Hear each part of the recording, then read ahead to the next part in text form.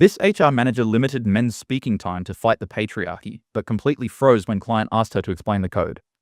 Let's jump into it.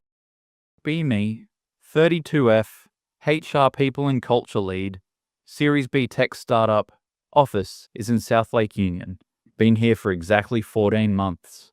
I don't code. I don't design. I facilitate. I curate culture. My job is to ensure the office doesn't turn into a frat house, which is an uphill battle because 90% of the staff are men between the ages of 24 and 35. They are exhausting. They speak in a language I don't understand. Not just Python or Go, but this shorthand of memes, gaming references, and technical arrogance. I see it as my duty to civilize them, to break down the boys' club barrier and make room for the marginalized voices. Currently, the marginalized voices are me, the receptionist, and 2 junior female developers we hired 3 months ago, Sadie and Jen. I feel protective of them, like a mother hen guarding chicks from a pack of socially awkward wolves. Tuesday, 7:45 a.m. Wake up to the sound of rain hitting the window. Check my phone immediately. Scroll through Twitter for 20 minutes. Get angry at a thread about the gender pay gap in tech. Fuel up on righteous indignation before I even get out of bed. Shower. Dress in my approachable authority outfit. Oversized blazer. Statement glasses. Combat boots. To show I'm grounded. Drive to work. Traffic on the I-5 is a nightmare. Listen to a podcast. The host is talking about verbal real estate. How men expand to fill the available time in a meeting, like a gas. It resonates with me deeply.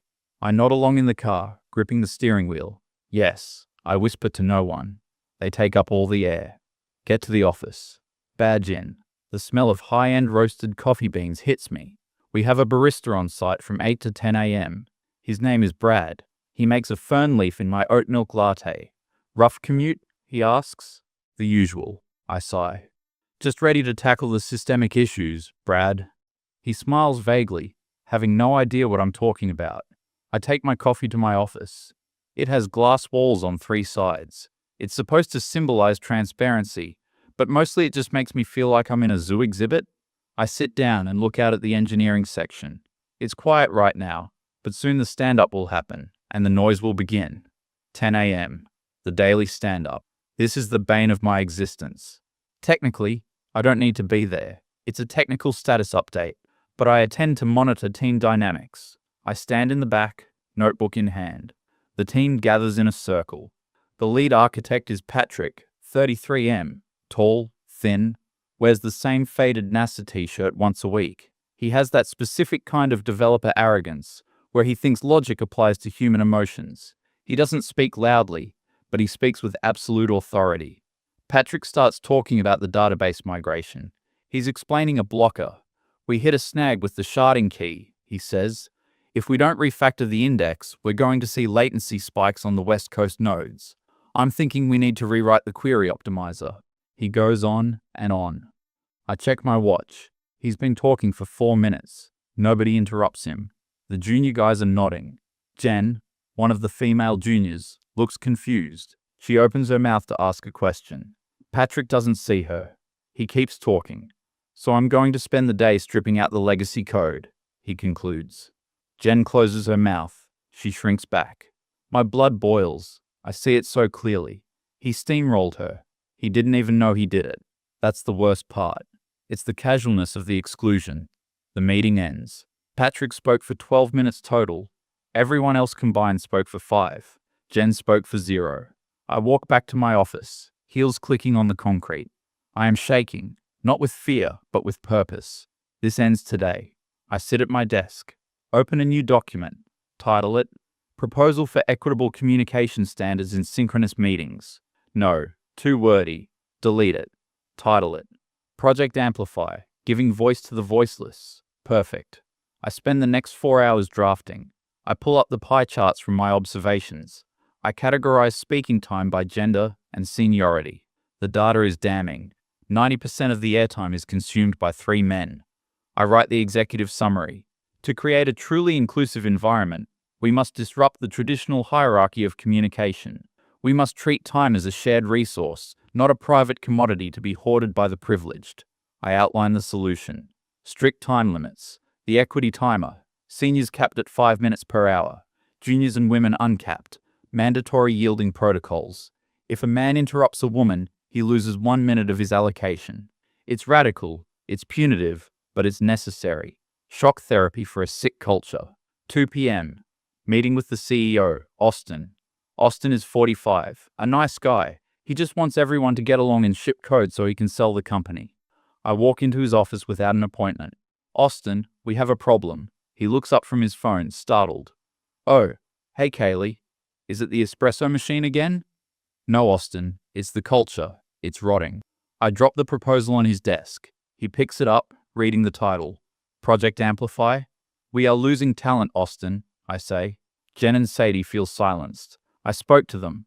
They feel like they can't contribute because the seniors, specifically Patrick, suck all the oxygen out of the room. Austin frowns. Patrick? He's just passionate. He carries a lot of the load. He's a gatekeeper, I correct him. He uses technical jargon to intimidate. He monologues to assert dominance. If we don't fix this, we're looking at a hostile workplace lawsuit. I drop the L word. Lawsuit. Austin pales visibly. Okay. Let's not get crazy. What do you want to do? Implement the timer, I say. Trial run. 2 weeks. If it doesn't improve morale, we scrap it. But I need your full backing. No exceptions. Austin rubs his temples. We have the Falcon audit coming up next month, he says weakly. The German client. They're strict. A structured meeting environment will impress them, I assure him. It shows discipline. It shows we value precision. Austin sighs. Fine.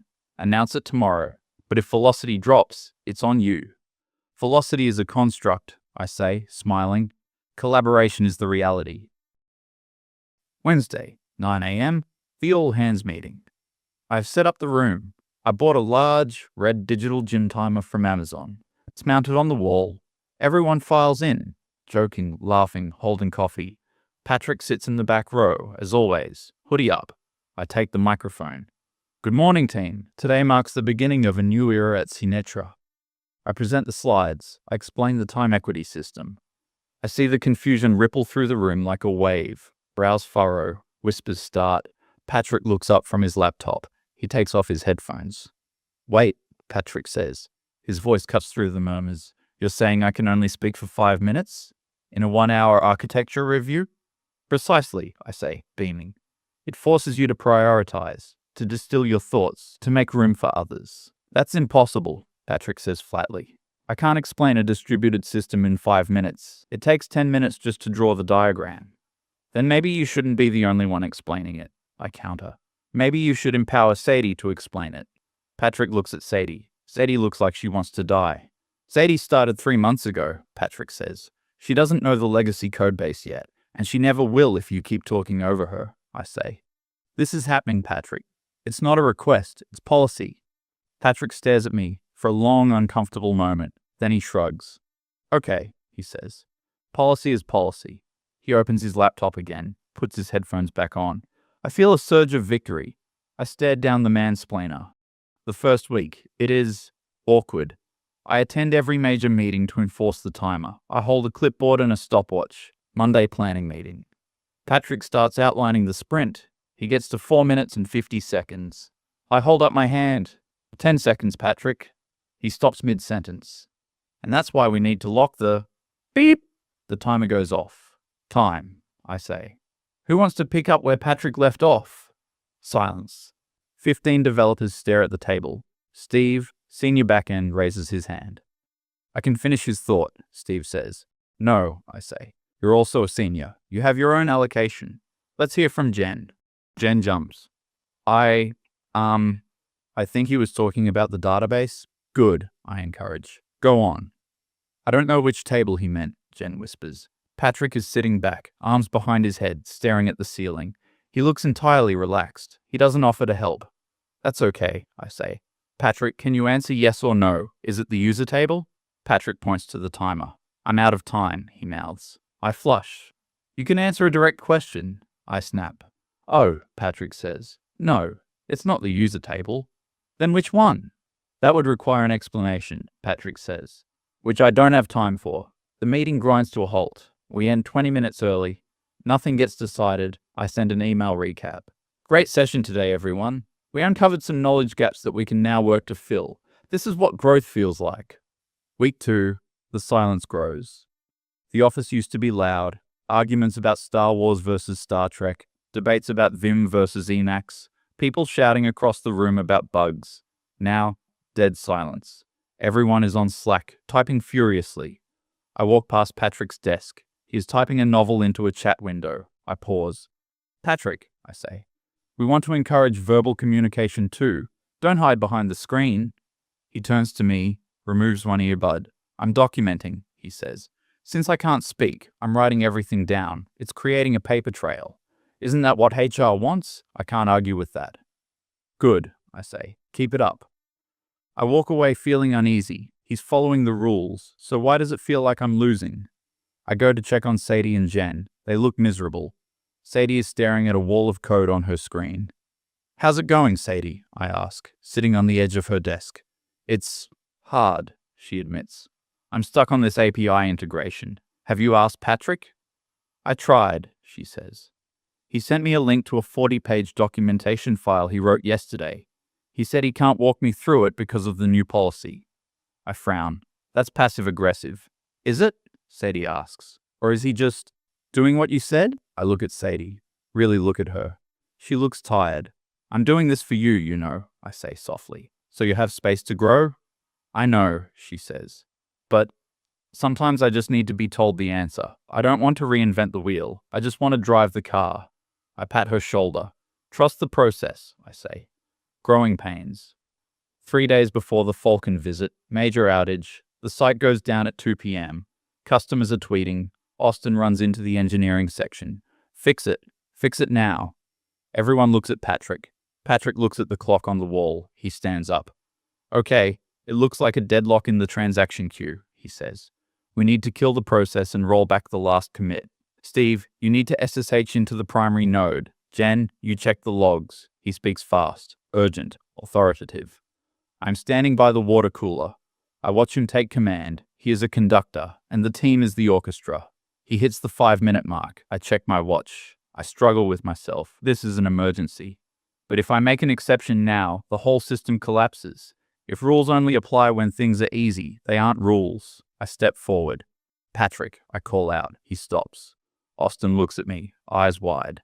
Kaylee, not now, Austin pleads. Especially now, I say. Panic is when we revert to bad habits. Patrick, you've been directing for 5 minutes. Let someone else lead the fix. Patrick stares at me. The room goes silent. The red alert light is literally flashing on the dashboard. You want me to stop fixing the production outage? Patrick asks. I want you to delegate, I say. Steve, you take over. Steve looks terrified. I don't know the pseudo password for the primary node, Steve stammers. Patrick has it, I say. Patrick, give him the password. Patrick smiles, a terrifying, calm smile. I can't, Patrick says. It's a long password. It would take me at least 30 seconds to read it out phonetically. And I'm capped. Just write it down, Austin says. Security policy prohibits writing down passwords, Patrick says. HR handbook, page 42. He looks at me. Right, Kaylee? I freeze. He's right. I wrote that policy. Just say it, I yell. I can't, Patrick says. I respect the equity timer. He sits down, folds his hands. Austin looks at me with pure hatred. Say the damn password, Patrick, Austin screams. Patrick sighs. Correct horse battery staple. Wait, no, that's the old one. Let me think. He wastes time, deliberately. The site is down for another 10 minutes. Finally, Steve guesses it. They fix it, but the damage is done. We lost $25,000 in transactions. Austin calls me into his office afterwards. He is shaking. You almost cost us everything, he whispers. I upheld the standard, I say, my voice trembling. Patrick held us hostage. He proved my point. He made himself a single point of failure. He's the lead architect, Austin yells. He is the single point of failure. That's why we pay him. That's a structural weakness, I say. Get out, Austin says. Just get out. I leave. I go to my car. I cry for 10 minutes, then I tweet about it. When mediocrity is threatened by equity, it lashes out. Stay strong, sisters. #corporate life. I get 50 likes. It makes me feel better. I convince myself I am the martyr here. The Falcon meeting. Friday morning, the Germans arrive. They are here to approve the API integration. If they sign, it's a $5 million contract. If they walk, we miss payroll in 2 months. The delegation is led by Mr. Weber, 60s, silver hair, suit that cost more than my car. He looks like a Bond villain, but with less humor. We gather in the boardroom, Austin, me, Patrick, Steve, Jen, and the product manager. I insisted on being there to facilitate. Austin was too tired to argue. We sit around the mahogany table. I place the red timer in the center of the table. It looks like a bomb. Weber looks at it, raises a single eyebrow. "What is this device?" he asks. German accent thick. "It's our equity timer," I explain, smiling broadly. "We limit speaking time to ensure a democratic exchange of ideas. We find it enhances creativity." Weber looks at Austin. "You limit the discussion?" "We structure it," I correct him. Weber shrugs. "Very well. Americans and their gadgets." He opens his folder. "We have technical questions regarding the latency during the handshake protocol. We noticed a 200 milliseconds delay in the test environment. This is unacceptable for our automated sorting systems. We need to know why this is happening and how you will fix it." He looks at Patrick. "You are the lead architect?" "Yes," Patrick says. "Explain the delay." Patrick stands up. He walks to the whiteboard. He picks up a marker. He looks at the timer. I nod at him. 5 minutes, Patrick. Go." Patrick starts drawing. He draws the network topology. He explains the round-trip time. He explains the SSL handshake overhead. He is brilliant. I hate him, but he is brilliant. He is speaking fast, trying to cram it all in. Weber is nodding, engaged. Yeah, I see." "And the load balancer?" Patrick draws the load balancer. "So the issue is that the sticky sessions are not beep, beep, beep." The timer screams. It echoes in the glass room. Patrick drops the marker. Mid-sentence. Persisting correctly, he finishes in a whisper. "Time." I call out cheerfully, "Thank you, Patrick. Great summary. Now let's open the floor. Jen, what are your thoughts on the load balancer?" Jen freezes. She is holding a water bottle. She squeezes it so hard, it crinkles loudly. Weber turns to look at Jen. He looks impatient. "Young lady, do you have a solution for the sticky sessions?" I work on the front end," Jen stammers. "I don't really touch the load balancer." "Then why are you speaking?" Weber asks. He turns back to Patrick. "Finish your thought. How do we fix the persistence?" Patrick looks at me. I shake my head. "Strict adherence. If we break it for the client, we have no integrity." "I can't," Patrick says. "I'm capped. I have to respect the process." Weber looks confused. "Capped? What is this?" "My time is up," Patrick says. "I cannot speak for another 55 minutes. Weber laughs, a short dry bark. "This is a joke, yes?" He looks at Austin. "Austin, tell your man to speak." Austin looks at me. I stare him down. "Don't you dare, I think. Don't you dare undermine me in front of the client." Austin crumbles. He is too weak. It's company policy," Austin mumbles. Weber stops laughing. His face goes cold. Stone cold. "You have a policy," Weber says slowly, "that prevents your expert from answering my questions?" "It promotes diversity," I pipe up, though my voice sounds thinner than I intended. "We want to ensure you hear from the whole team, not just one person." "I see," Weber says. He leans forward, clasping his hands on the table. He locks eyes with me. "Very well. If you have silenced the architect, you must be prepared to take his place." My stomach drops. A cold flush of adrenaline hits my neck. "Excuse me?"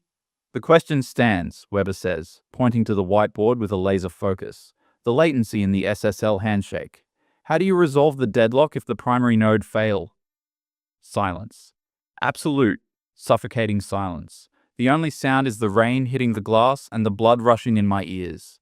I look at Austin. He is staring at his shoes, refusing to make eye contact. I look at Patrick. He is leaning back in his chair, watching me with a look of pure, unadulterated entertainment. He isn't going to save me. I look at the timer. It's ticking. I have to say something. I have to prove I belong in the room. I have to prove that management is just as valuable as coding. "Well," I start, my throat feeling like sandpaper. We approach the deadlock holistically."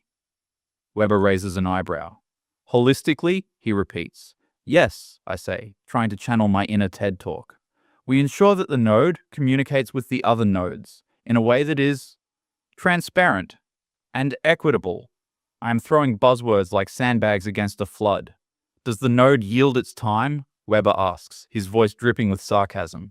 The system is designed to be agile, I stammer, my hands shaking under the table. It uses the cloud to mitigate the friction. Weber stares at me. For 5 agonizing seconds, I feel the sweat trickling down my back. I realize, with horrifying clarity, that I have no idea what a node is. I don't know what SSL is. I am a fraud in a blazer standing in front of a man who builds logistics networks for a living.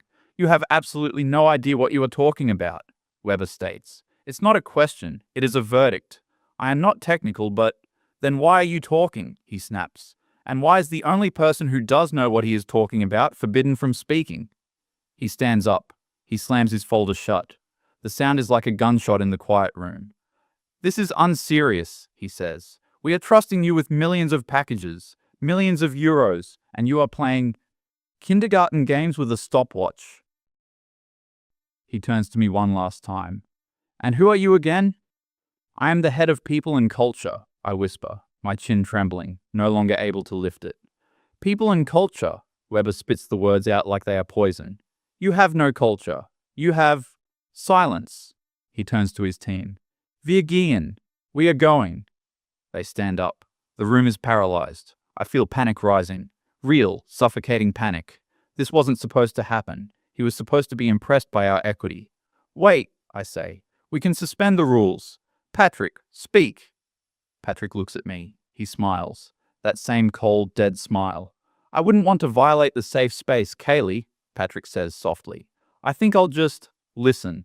Speak, I scream. I don't feel empowered to speak right now, Patrick says. I feel silence.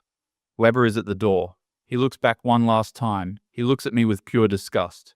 You have destroyed this meeting, he says. Do not contact us again. The door closes. The click of the latch is the loudest sound I have ever heard. We sit there, the 5 of us. The red timer is reset to 0. Austin stands up. He doesn't look at me. He looks at the table. Patrick, he says. My office. Now. Sure, Patrick says. Patrick stands up. He grabs the red timer off the table. He tosses it into the trash can in the corner. It lands with a heavy thud. He walks out. Austin follows. Steve and Jen pack up their laptops silently. They don't look at me. Jen looks disappointed. Not angry, just disappointed. Like she realized I wasn't her protector. I was just another obstacle. They leave. I am alone in the glass room. It starts to rain harder outside, drumming against the glass. I sit there for an hour. I expect Austin to come fire me. He doesn't. He doesn't even acknowledge me. I walk back to my desk. My email access is already revoked. That was fast. I try to log into Slack. Account deactivated. Okay. So that's it. I pack my box, my framed degree. I walk through the office. I look over. Patrick is standing on a desk, literally standing on a desk. He is shouting commands. Okay, screw the refactor. We're doing a hotfix. Steve, revert the commit. Jen, get me coffee. We're calling Weber back in an hour and we're going to demo the fix live. The energy is frantic. Toxic? Maybe. But it's alive. Jen is running to the kitchen. She looks energized. She looks like she has a purpose. She brushes past me. She doesn't even see me. I walk to the elevator, press the button. The doors open. I step in. As the doors close, I hear a cheer go up. They must have gotten the code to compile. I go down to the garage, get in my car, sit there in the dark. I want to call my mum. I want to call my friends. But what would I say? I tried to make things fair and I lost the client? No, the truth is worse. The truth is that when the chips were down, nobody needed me. They needed Patrick. They needed the competence. They needed the uneven, unfair, brilliant reality of talent. And I was just the referee in a game nobody wanted to play. 2 weeks later, I'm updating my resume. I changed my title from Head of People and Culture to HR Generalist. It sounds less ambitious. I see a LinkedIn post from Austin. It's a photo of the team. They are at a bar, holding giant steins of beer. Patrick is there, arm around Steve. Jen is there, laughing, holding a trophy. Caption, celebrating the Falcon deal. Huge thanks to the team for pulling a miracle out of the fire. Special shout out to Patrick for the architectural wizardry and Jen for the clutch UI fixes. Dream team. I zoom in on Jen. She looks happy. She looks part of the tribe. I'm not in the photo. I'm not tagged. I was erased. I check the comments. Great culture, says a recruiter. Love to see diverse teams winning, says another. I feel a knot in my stomach. I close the laptop. I look around my apartment. It's quiet. Perfectly, equitably quiet. I have all the speaking time in the world and absolutely nothing to say.